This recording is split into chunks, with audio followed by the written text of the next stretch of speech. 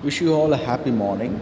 The session of the day is going to be the prose of your 11th standard unit number 4. The title of the prose is A Tight Corners, which is written by the author Edward Verol Lucas. Well, what does the author try to convey through this prose? So, before getting into this prose, let me justify the meaning of the title. The title part of it is Tight Corners. What is a tight corner? See, we all might wonder the meaning part of it is. It is nothing but it's all about when a person gets struck mentally or physically. In other words, when a person is in a problematic situation, when a person undergoes a difficult times physically or mentally. So that particular terminology is given here as tight corners. So you are in a problem, that means you are in a tight corner, be it physical or mental. It's all about the stress which a person undergoes physically or mentally. You understand? That's the point. That's the actual meaning of tight corners. So, what does the author convey here in this prose? What does a tight corner have got to do with the author?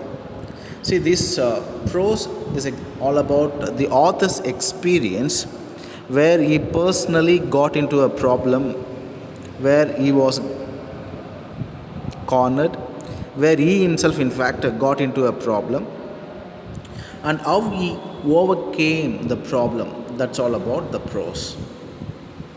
So we are all going to study in this prose that how the author got into a problem and how he relieved himself.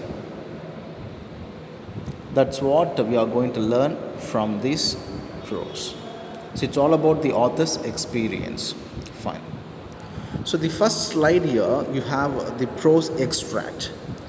So here in this prose extract, you will understand what the prose is all about, which I was trying to explain. In this prose, the author points out that tight corners can be both mental as well as physical. That's what, in fact, I was telling you. I was explaining you. So tight corners is nothing but it's all about the mental pressure, the stress which a person undergoes physically as well as mentally. You understand? Okay. This story tells us how the author Lucas was saved from humiliation by a sudden stroke of luck and relieved from a tight corner.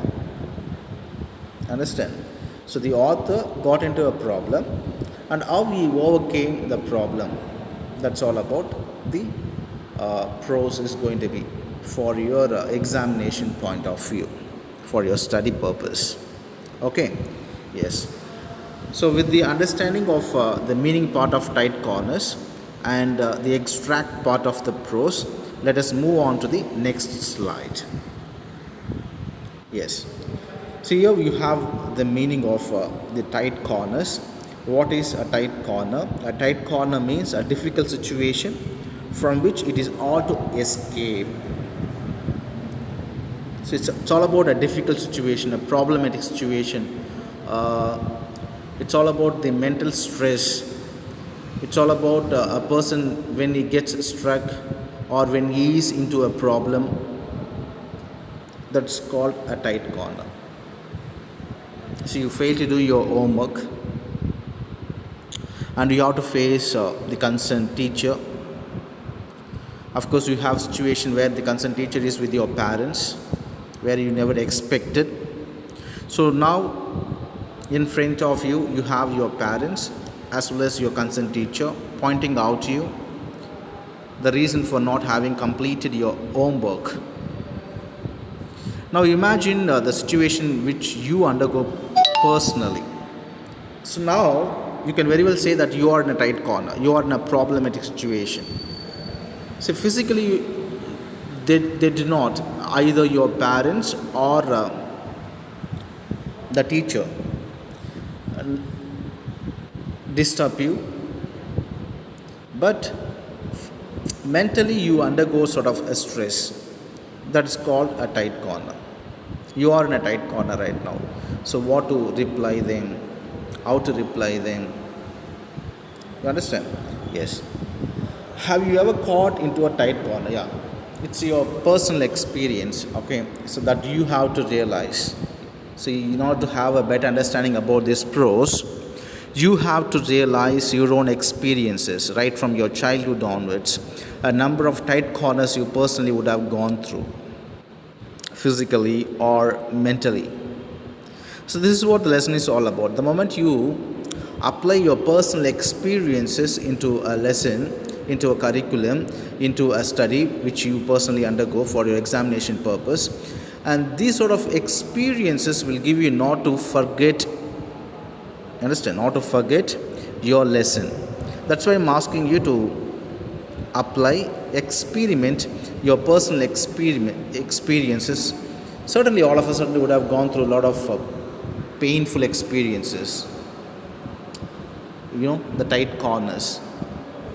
So just you imagine your own experiences, okay, for the better understanding of learning purpose of this particular prose written by the author Lucas. Okay, so with the understanding of this particular slide, let us move on to the other slide.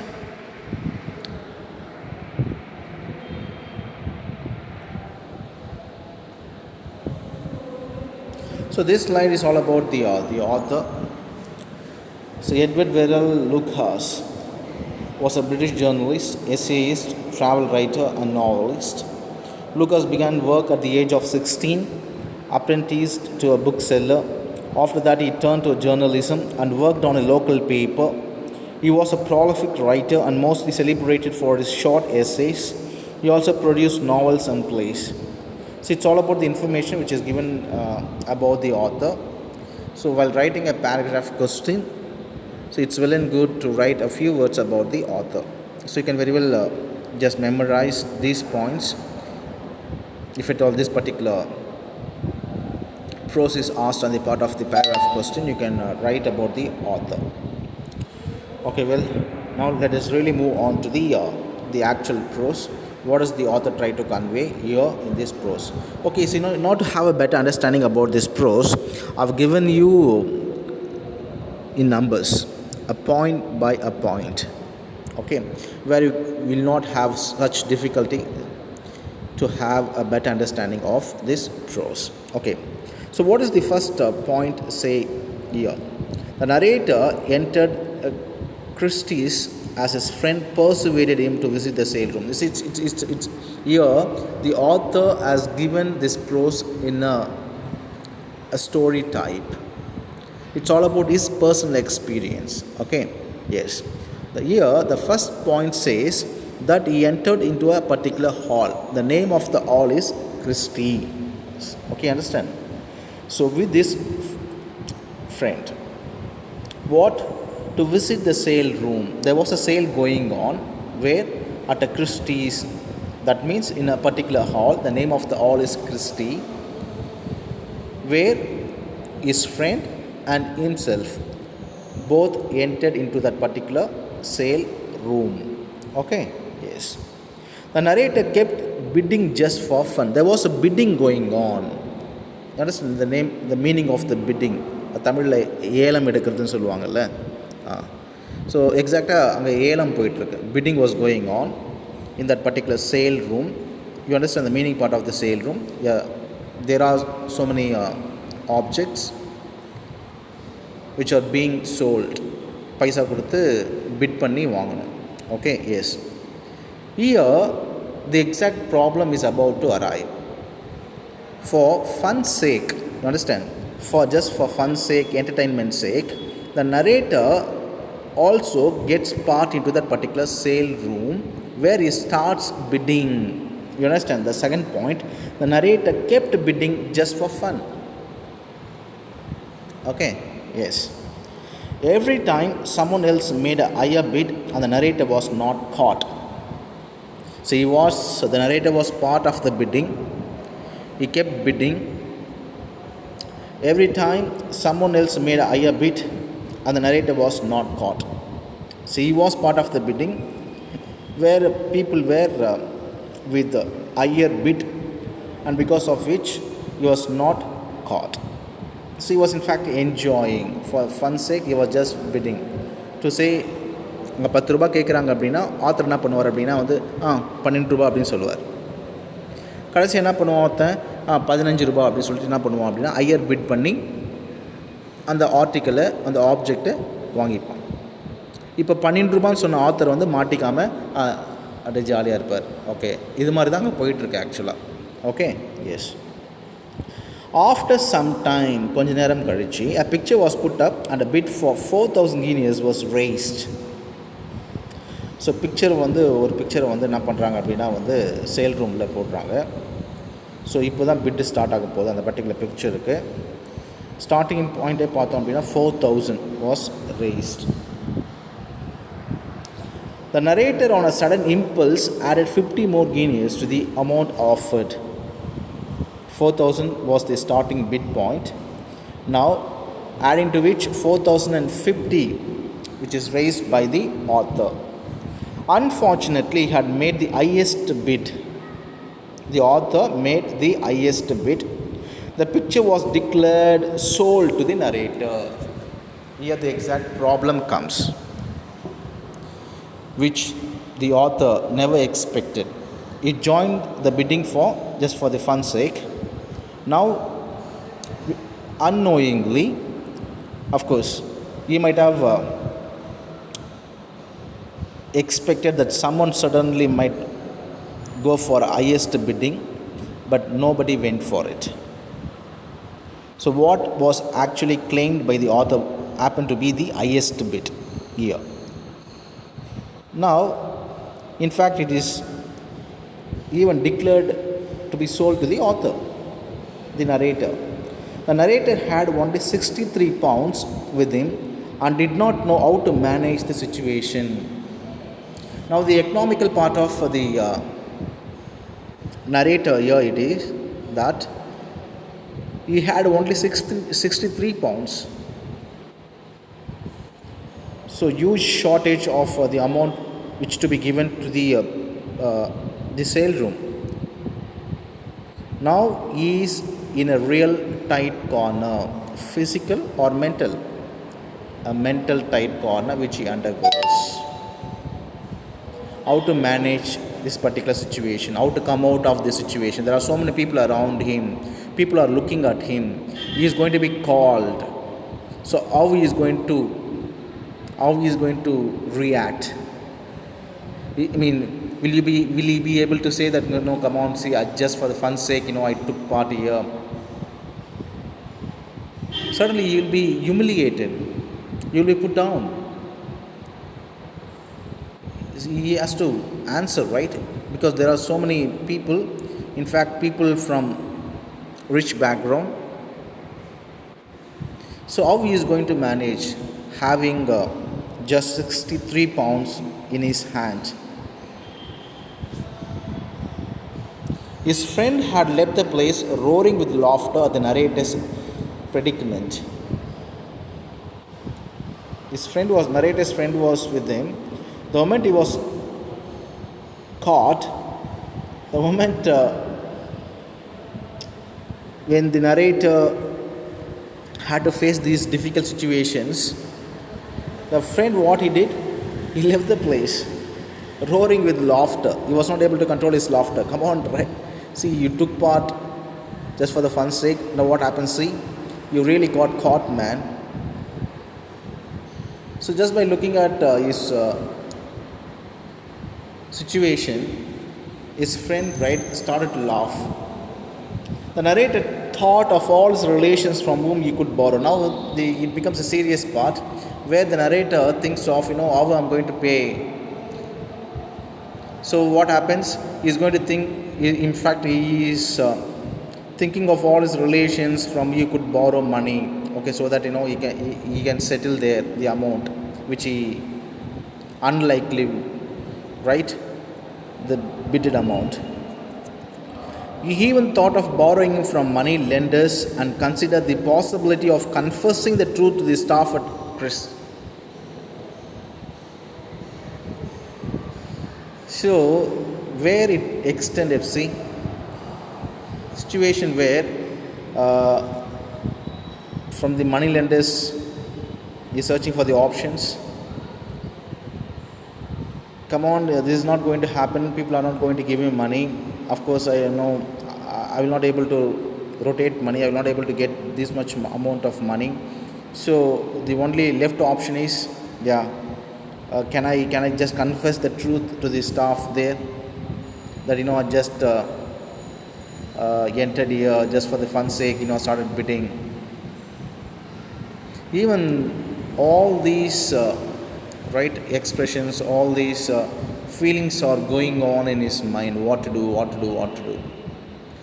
So that is called what he is in a real tight corner. Mentally he is struck. What to do with having no options. His friend joined him then but left immediately, unable to control his laughter. Again, right? His friend was not able to help him out except, laughing, looking at his real scenario, his condition. A sudden stroke of luck befell the narrator when he heard that the gent who had made the bid of 4,000 guineas would offer him the additional 50 guineas and buy the picture. So now he is getting a chance to come out of this particular problem. In fact, a sudden stroke of luck befell the narrator when he heard that the gentleman who had made the bid of 4,000 guineas would offer him the additional 50 guineas and buy the picture. You understand? So there was a person who offered 4,000, but this guy, right, made it 4,050, had made the bid of 4,000, would offer him the additional 50 guineas, and he himself, right, buy that product, the picture. The narrator was quite happy at the offer, but demanded 100 guineas instead of the 50. So now the narrator, what he does, so again is taking a step more, where is asking for 50 more guineas so that I can give you. The narrator was quite happy at the offer, but demanded 100 guineas instead of the 50. Now there was no need for him to make any payment. பிரச்சனைலேருந்து வெளில வந்தால் போதுண்டா சாமி இல்லாமல் இவன் என்ன பண்ணுறான் அப்படின்னா, இல்லை எனக்கு இன்னும் ஒரு 50 எக்ஸ்ட்ரா கொடுத்தான்னா நான் கொடுத்துட்றேன் அப்படின்னு சொல்கிறான் நரேட்டர். பெரிய பிரச்சனையில் இருக்கான், எப்படி இந்த பைசாவை நான் சால்வ் பண்ண போகிறேன், கொடுக்க போகிறேன் அப்படின்னு சொல்லிட்டு ஆப்ஷன்ஸ்லாம் தேடிட்டு இருக்கான்.